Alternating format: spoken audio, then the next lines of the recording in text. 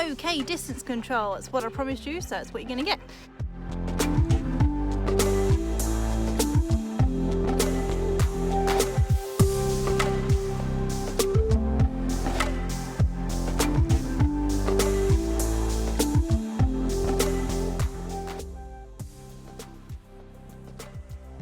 So how we're going to start up is quite simple, and it's suitable for beginners of all types of beginners. So make sure you have some treats, make sure you have your dogs, and we will start with the sit into the down. So nice and simple. Okay, so we've got 2 sits. I'm going to stand up, and all I'm going to do is I'm going to do 1 step away, and I'm going to ask them to down. Not yet. But each time I'm going to ask them to down, I'm going to use a hand signal so that I get further and further away. They know what I'm asking for. Ready? So 1 step away, down. Good boy. Come back and treat. Good boy. First one done. So going from the down into the sit is a little bit harder, but all you want to do is you want to use your word sit. Don't use up, don't use let's go. You want to use sit. Sit is the one that they know. Good boy. Thank you. Good lad. And you want to use your hand signal with it. So exactly as you've been teaching your dog from puppy stage, you would be doing that with your treat. You want to do exactly the same with your hand, with or without a treat in it. Just so that you know what you're asking for. Good boy. So I'm going to do 1 step away again. Sit. Sit. Good boys. Good.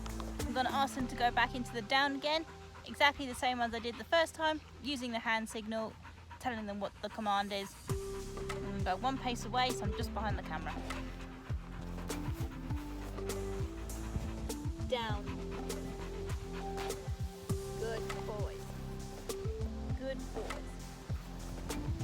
Good, so I'm going to do exactly the same. I'm going to do from the down into the sit, using my hand signal, using the voice command. Ready? Sit.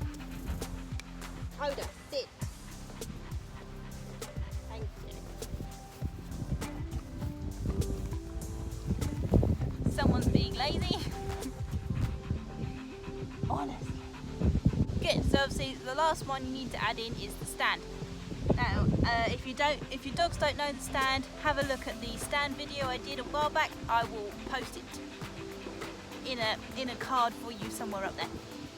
A hand signal. So when you're teaching the stand, it's normally from the sit, and you normally bring your treat and your dog slowly upwards. So your hand signal is normally bringing it up and back past your hips as you're standing up. And obviously you can do the stand from the down and from the sit. So we'll go straight into the stand from the down. Ready? Stand. Wait. Good boy. Good boy. Stand. Wait. Stand. No. Stand. Yes. No. Good done.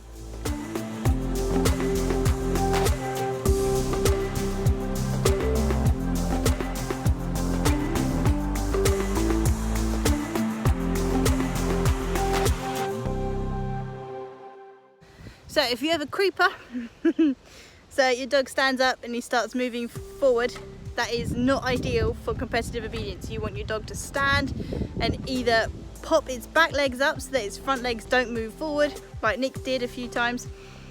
If it moves forward, it's technically classed as a fail, or you get docked points for it because it's moved away from the spot where it started. Order is you want to start closer to him, and then you want to move further and further away, getting back to your distance control that you were doing.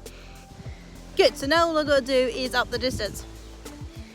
So I've done a couple of paces away from them now, so I'm going to up it to say 5.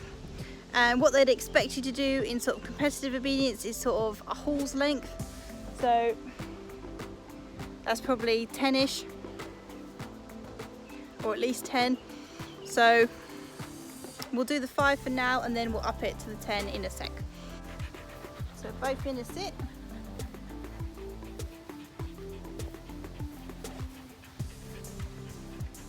Okay, so let's count the steps.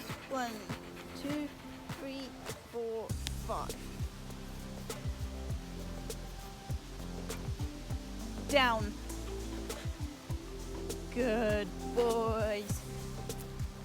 Good boys.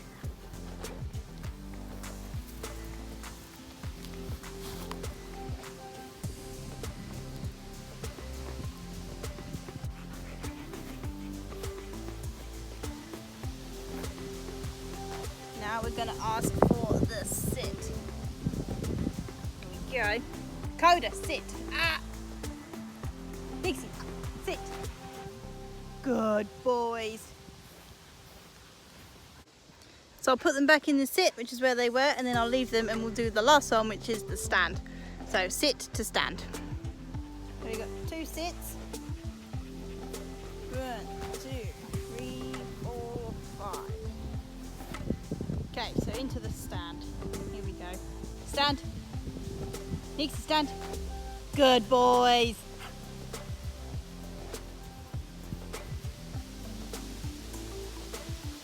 You're a good boy.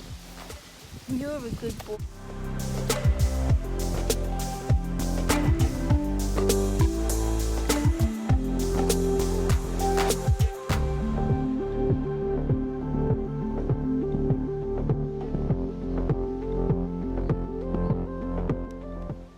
So, next bit after that would obviously be your competitive obedience distance, which would be quite a ways. I said about 10 paces, 10 to 15 is normally a good sized village hall sort of distance. I'll just show you the distance, but I'm not putting much faith in my dogs at the moment. They are tired and hot.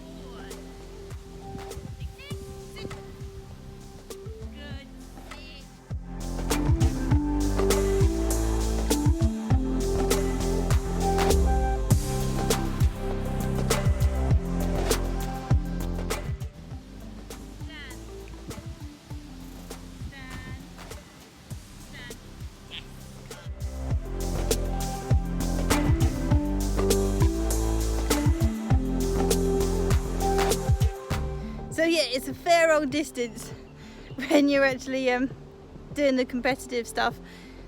Even when you start getting reasonably good and you start doing 5-10 paces, it's actually quite far. And making sure your dog is building up nice and slowly and is not taking the mick when you start doing 6 paces and then won't sit up on the 7th pace, then obviously you need to bring it back to 6. So yeah, it's one of those things you need to build up nice and slowly. It's not one that's going to happen overnight. But if you have a good foundation, you've got your sit, you've got your down, you've got your stand, you've got hand signals for all 3, then it should be one that you should start including, just so that your dog is working on something a little bit harder and it's challenging them. You always want to keep your dog challenged. Working their brain, stimulating their brain is another way of keeping them tired or making them tired if you can't get them out on a hot day. So trying something new like your tricks, like upping your training just a little bit will wear them out. It also gives you something new to do with your dog, so why wouldn't you do it? So yeah, that is your training for this week. I will see you next week. Don't forget to subscribe for me, and I'll see you in the next video. Bye guys.